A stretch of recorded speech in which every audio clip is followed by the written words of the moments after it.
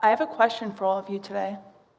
When did you first come out as straight to your friends, family, and coworkers? That probably isn't a question most heterosexual people get often, but it is a question most LGBTQ people get at some point or multiple points in their life. That stands for lesbian, gay, bisexual, transgender, and queer. They also get questions like, are you gay? Is it weird? Do you feel different? So, why do these questions come up so often? I'm asking today if disclosing one's LGBTQ identity affects students' health in a positive or even a negative way. I'm also asking if coming out has to be celebrated, or if there's just way too much pressure surrounding it. Personally, I am a member of this community, and I'm grateful to be part of it, but coming out is not an easy process.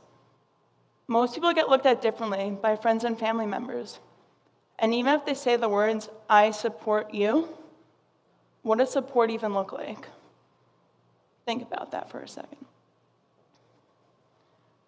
So with support, you really want to get supported by everyone, but unfortunately, it doesn't always happen. And I want to ask these questions to you all today about thinking what support could look like. Family members can talk about the person you're dating and get politically involved. Professors can point you in the right direction for campus resources, and friends can be active allies by going to clubs and organizations with you. So belonging to the LGBTQ community, it is a source of strength, but also brings about unique challenges as well. So recent research from the National Alliance on Mental Illness shows that 2 times the amount of people that identify as LGBTQ have some sort of mental health issue. And the most common forms are depression and anxiety. My current research focuses on queer student development and education.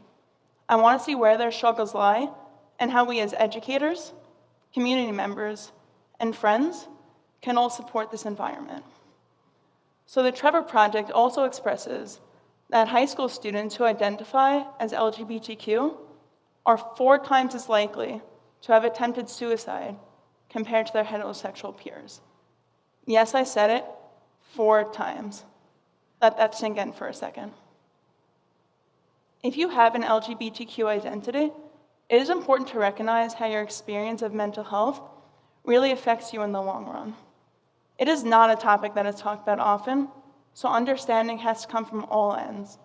It is not a one-way street. By asking people to use specific pronouns as well as language that best suits you, not only will you feel more comfortable, but those around you will have a greater understanding of your wants as well as your needs.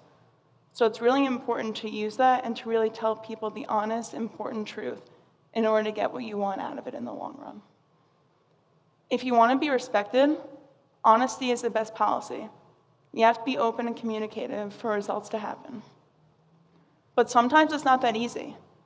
Many students are afraid to disclose their sexual orientation or even their gender identity.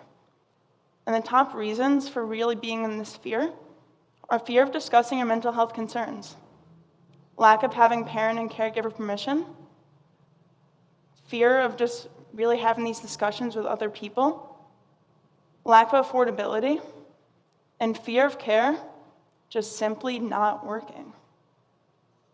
So, I'm asking today, what can we all do moving forward in this situation? So I have a key point for you.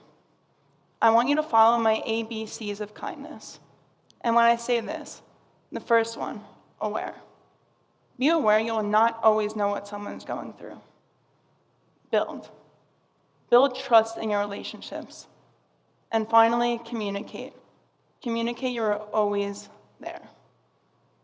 So, I have one more question for y'all today. When did you come out as straight? Thank you for listening.